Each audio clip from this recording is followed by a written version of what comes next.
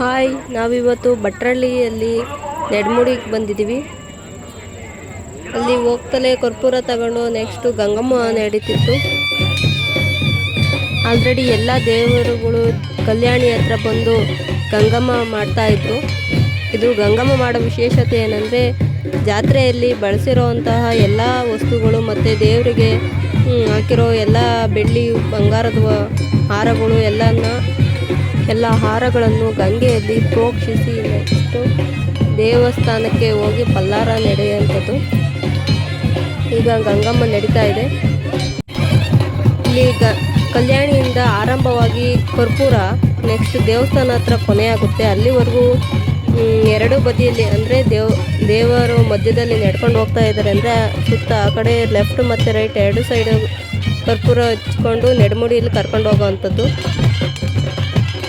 ಗಂಗಮ್ಮಂಗೆಲ್ಲ ready ಮಾಡ್ಕೊತಾ ಇದ್ದಾರೆ, ನೋಡ್ತಾ ಇರ್ಬೋದು ಯಾವ ಥರ ರೆಡಿ ಮಾಡ್ಕೊಂಡಿದ್ದಾರೆ ಅಂತ.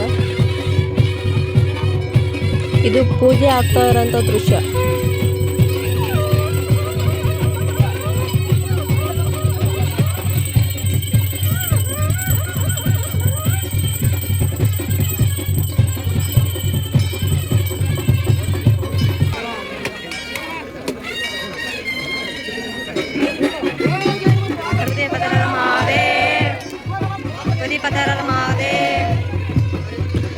ಸ್ಥಾನ ಮುಗ್ದಿದೆ. ನೆಕ್ಸ್ಟ್ ಎಲ್ಲ ದೇವಸ್ಥಾನದ ಹತ್ರ ಹೊರಡ್ತಾ ಇದ್ದಾರೆ.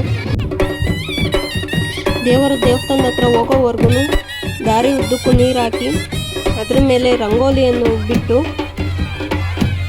ನೆಕ್ಸ್ಟ್ ಅದ್ರ ಮೇಲೆ ಮಸ್ತವನ್ನು ಹಾಕ್ಕೊಂಡು ಹೋಗ್ತಾರೆ.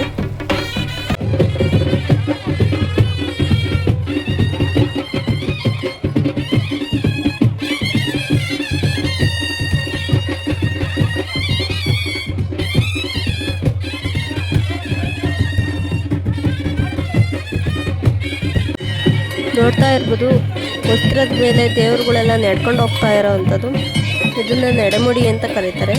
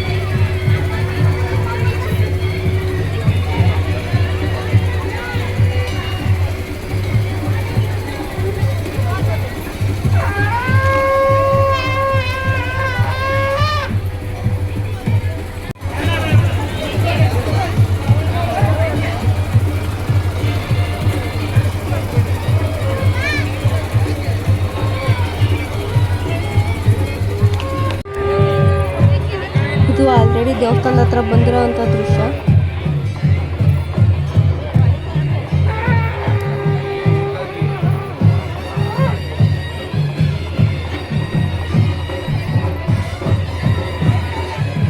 ಇದು ದೇವಸ್ಥಾನದೊಳಗೆ ಬಂದಿರೋಂಥ ದೃಶ್ಯ. ಇದು ದೇವಸ್ಥಾನದ ಒಳಗೆ ಹೋಗಿ ನಮ್ಮನ್ನು ಯಾರನ್ನೂ ಬಿಡಲ್ಲ, ಅದಕ್ಕೋಸ್ಕರ ನಾವು ರಿಟರ್ನ್ ಆದ್ವಿ.